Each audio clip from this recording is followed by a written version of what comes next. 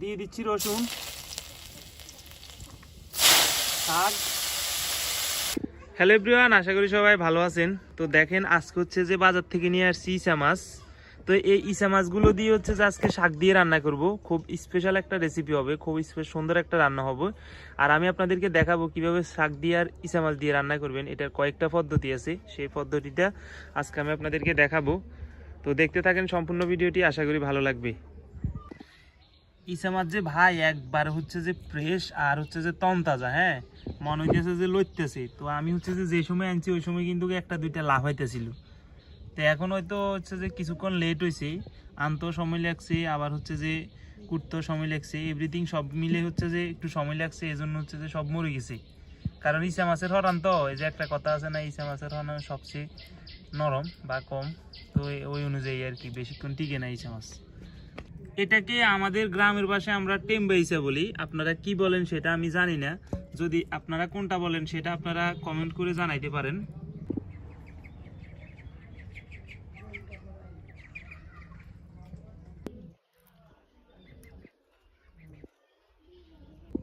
এরা হচ্ছে যে জোগলা খাইবার লাই চলে এসেছি ইসা মাছের। আদার দিছে, আদার খাইতো না, কিন্তু এরা হচ্ছে যে জোগলা খাইব ইসা মাছের। তো এই যে দেখেন এগুলো হচ্ছে কলমি শাক। এগুলো হচ্ছে যে গোড়া দিয়ে ক্ষেত থেকে কাটিয়ে আনা হয়েছে। এই যে একেবারে হচ্ছে যে নরম বলা যায়, এই যে একেবারে নরম আর ডেগা আর কি। তো এগুলো দিয়ে হচ্ছে যে ইসা মাছগুলো রান্না করা হইব, ভাজি করা হইব আর কি। তো এই যে দেখেন এখানে হচ্ছে যে শাকগুলো কুচে নিতেছি।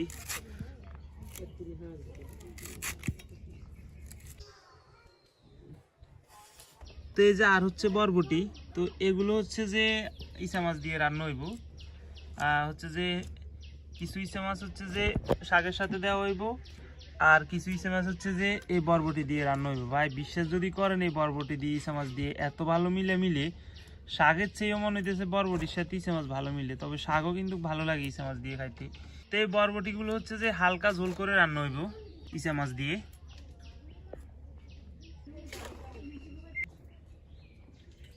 এই যে দেখেন এদিকে ইসা মাছগুলো হচ্ছে যে সতালে নিয়ে রাখতেছি। তো এদিকে শাক ভাজির জন্য তেল দিয়ে দিছি, দিয়ে দিচ্ছি রসুন, শাক,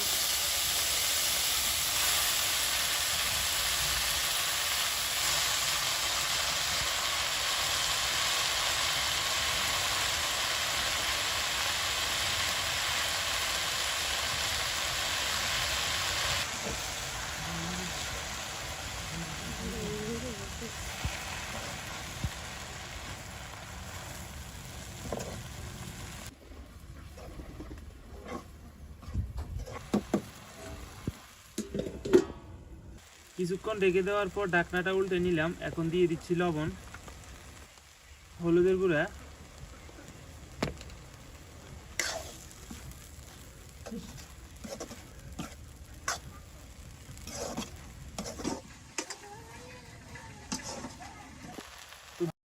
যে ইসা মাছগুলো আগে সতালি রাখছি সেখান থেকে কিছু পরিমাণ ইসা মাছ শাকের সাথে দিয়ে দিচ্ছি, আর কিছু পরিমাণ ইসা মাছ বরবটির জন্য রেখে দিছি।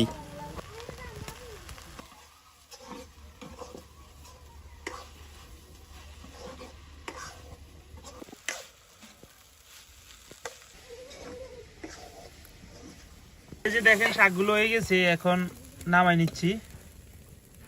ইসা মাছগুলো কিন্তু শাকের ভিতর লুকাই গেছে, অনেক ইসা মাছ দিছি। তো এদিকে বরবটির জন্য দিয়ে দিচ্ছি তেল। তেল হয়ে গেছে গরম, তো নলির লগে দিয়ে দিচ্ছি বরবটিগুলো।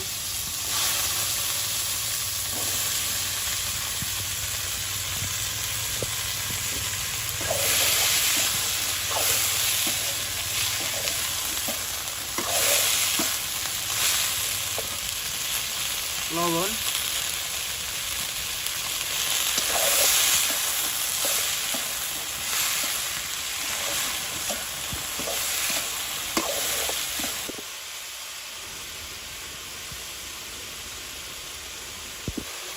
দিয়ে দিচ্ছি পেঁয়াজ কুচি,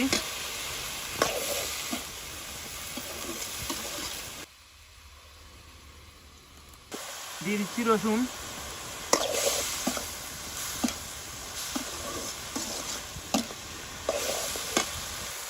হলুদের গুঁড়ি,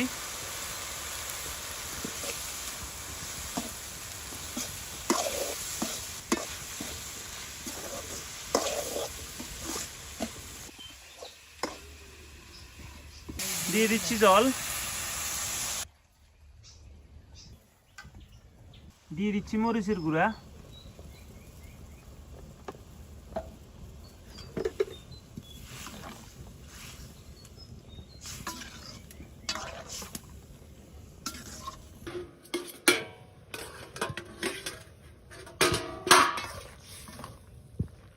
এদিকে হচ্ছে যে ইসা মাছগুলো সতলাই রাখছিলাম ওগুলো বরবটির সাথে দিয়ে দিচ্ছি।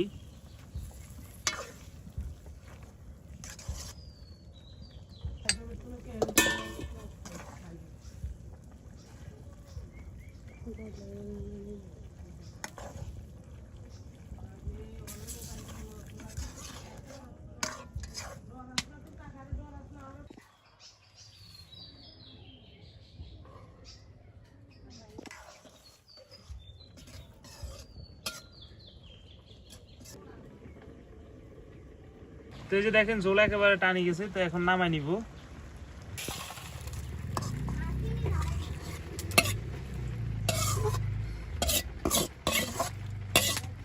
আর দেখছেন ইসা মাছ সব এই যে সব টেমে গেছে ওগুলো।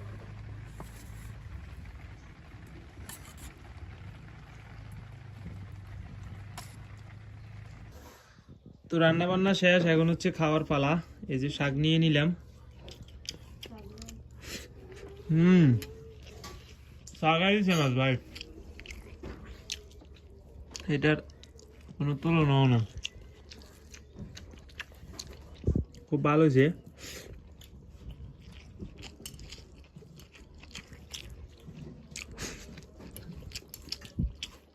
তো ইসা মাছ আর একটু বাড়তি হলে সবচেয়ে ভালো হতো, পরিমাণে ইসা মাছ অনেক কম হয়েছে। তো এই যে দেখেন এগুলো লইলেছি, দেখা যাক এগুলো খাওয়া যায় কেমন। বরবটি অনেক সুন্দর হয়েছে, আর এই যে ইসা মাছ, তবে বরবটিতে হচ্ছে যে ইসা মাছের পরিমাণ একটু বেশি দিছি।